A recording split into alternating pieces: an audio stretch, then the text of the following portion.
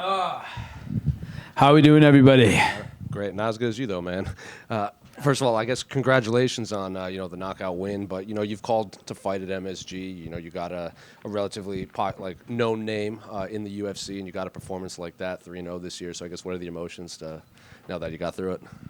It's a mixture of happiness and relief as well. Not that I put pressure on myself or I've got but I know what I can do in the octagon, and to go out and do it, regardless of the stage, to go out and get it done in Madison, to go out and get it done, in the UFC is big enough, but to go out and get it done in Madison Square Garden like I always dreamed of, my first finish in MSG, that'll live forever, brother. The commentary was noting that whenever your opponent would switch to southpaw, you would immediately just throw that kick up the middle, and he didn't seem to have an answer for that at all. Is that the game plan, or did you just notice it worked and this is what I'm going to do moving forward? No, I'm lucky. I've got such a great Thai coach, Heem. There he is, Heem. Cop and cup. That we work those moves a lot, and that kick is easier to land on a southpaw, and it's harder to catch, stab deep. So I just wrecked his calf with the kicks, which made him go southpaw. And then the teep was there, and it was quite an easy fight, I thought, up until the knockout. I'm proud of how I fought in there. Super relaxed, controlled the distance, fake, land the shots, get out of the way of his big wild punches, which we were expecting. So, job done. And that knockout was good. I'm very happy about that. Well, you said it was an easy fight, but I don't know if you've seen the scorecards. One of the judges had him up 2-0. The other ones had it split. So if he had somehow won that third round, he might have gone away. He could have gone away with his win. And that would be an absolute travesty, wouldn't it? You'd all be... Come on. Yeah. Are we unanimous in saying that I was... Maybe you want to say 1-1, but I thought I was 2 up. No? Did anybody not think I was 2 up? Or am I stupid? 1-1? 2-2. 2-2. Yeah. So that's everybody in the room. Yeah. So do you know what I mean? Stupid that is. But hey, don't leave it in the hands of the judges. I've done that loads lately. So maybe it would have been calmer if I did again. But the right hand from God landed. You immediately hit the Hulk pose and then started to look like you were yelling at the commentary. So what were you saying in there? Saying, who's the man in New York City, brother? Just on repeat, walking around the cage. Who's the man in New York City, brother? Yeah. And they showed a video clip. It looked like Chael was talking to you before you made the walk. Yeah. Well, when I got the fight, I just straight up asked him, can he walk out with me? He said yes. Then it turns out he was busy. Not busy. The commission said no. The commission are very strict here. I couldn't even drink a beer on the way back. Still looking for a cold beer if anyone's got one. And with Chael, actually we found out in the dressing room just before I fought that he probably couldn't make it. He was busy with ESPN, but he somehow, of course he found a way down there. You know what I mean? And I saw him on the way around. Didn't expect to see him. Giving him embrace, and that was have you seen the video? Oh, amazing. Yeah, that's crazy. We're there smiling, laughing, and then I walk out, and then a few minutes later, history was made. Amazing.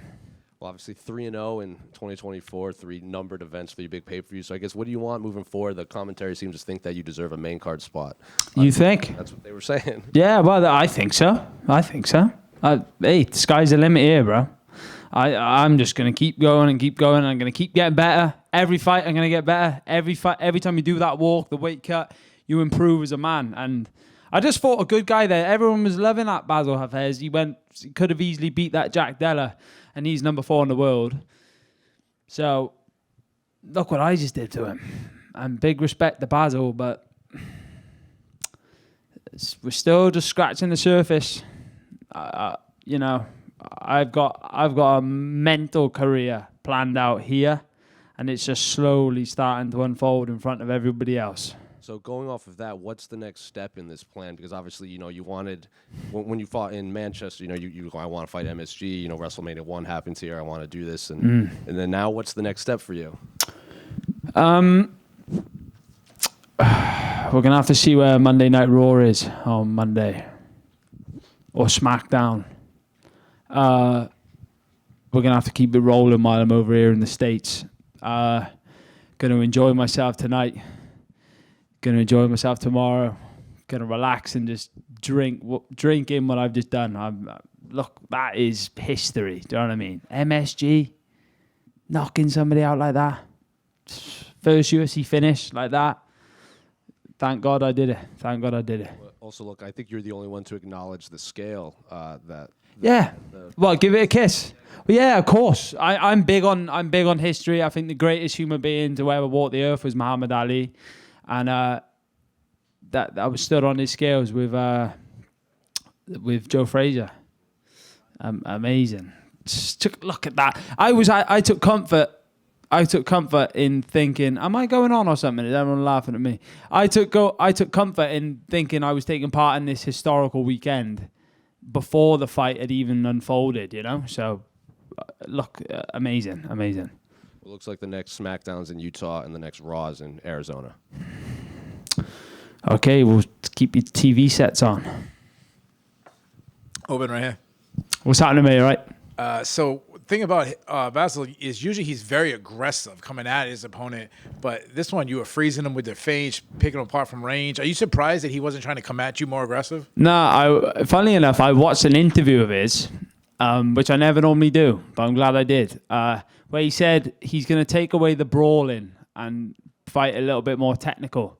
And when I heard that, I thought what makes him good and unpredictable is that wild swinging where he mixes in his takedown attempts. So when he come out and he just let me control the distance, I just thought, oh, Bassil, this is not going to end well for you, as the fight was unfolding. I was just setting things up. He was going to walk into one of them, and he did. Obviously, fighting is a huge part of the sport, but so is the personality. And the people who have big personalities, they grow.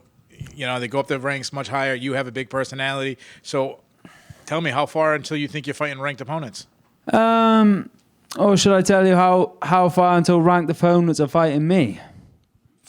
We'll see. I don't really, mate. If I was putting something on and giving a false personality, I don't know. The personality thing, I'm just being myself, I guess. And if that means I shoot up quicker or shoot up slower, I'll never stop being me. And this is me. Unfortunately for some of you.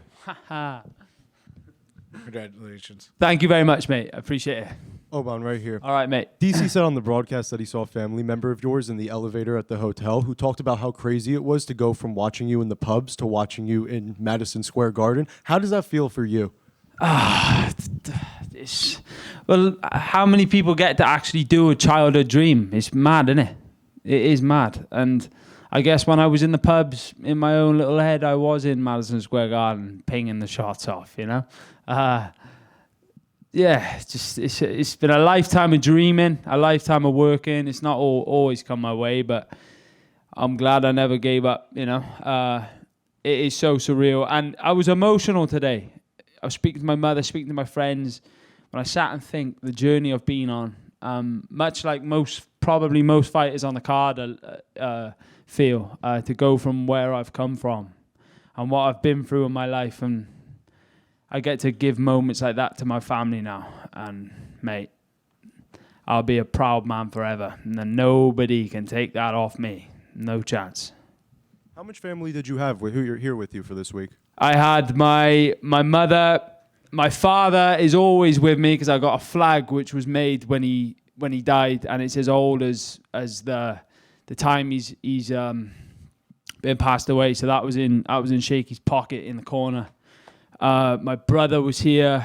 My cousins, my auntie, my uncle, aunties and uncles, cousins, best friends, like I class as brothers, sisters. Everybody, so many people came. And And it means the world to me that they spent their money to come out here. And I'm so glad that I give them that now, because they're going to go right off their handlebars after that. So UFC London just got announced for March 22nd. Could that be the event we see you at next? Well, by the sounds of it, I don't think it's a pay-per-view, so I don't know if they're going to put me on it by the looks of things. Nah, we'll see about that. I said before the fight that I can't look past MSG, and I don't want to look past what I've just done there.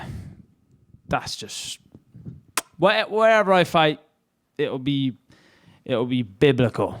Probably is going to be that, though, isn't it? Yeah, it probably should only be pay-per-views for you now if you're going to have knockouts like that, huh? Well, they're probably going to make the UFC London card a pay-per-view if they put me on it, so. Oban, Chael Sonnen showed you the move that he used to break John Jones's toe. Do you plan on using that one day? That was the game plan for this fight, but Bassil didn't shoot the takedown, so he's probably lucky he didn't. At least he's got all of his toes intact going home tonight. I understand. Now, you're beloved by the people. You're becoming a household name. You also have a degree in business management. I'm wondering, do you have any business ideas or ventures to make more money in the future? It's a good question. Yeah, I definitely have. Figuring out ways to invest my money in the best way. I've got a good support system around me. I'll definitely be doing that. But the business management degree was kind of a degree I picked up to figure out how I'm going to manage myself one day as this fighting commodity. So I'm doing well so far. And last question from me. Your coach, Richard Shore, he's been through so much. Really inspirational guy. Also posts a lot of funny tweets. What's your best memory with him, and what's the most important lesson he's taught you? Wow, that's nice, isn't it? How can we even narrow that down, Jakes, huh? This tonight's got to be the best memory. I'd say today, playing cards, while I just got off the phone to my mother crying, he put his phone down for once, put his cereal down or whatever he's eating at that moment in time, and we played cards before I come and got on the bus, and just chilled me out and made me feel at ease about the whole thing I was about to do. And I don't think today's got to be the number one, isn't it? Yeah, so that today. God bless him. Oban, back here.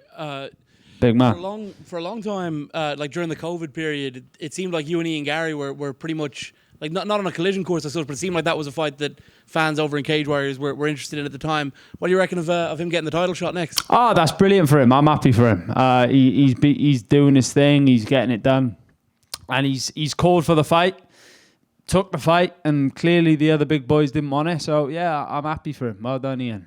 Obviously, in your UFC career, you're still fairly young, but when you see him, like someone who you were right up there with at that time, and people were talking about that fight being a legitimate thing, it must make you kind of fancy it. Like, I'm not a million miles off of fighting for the belt already.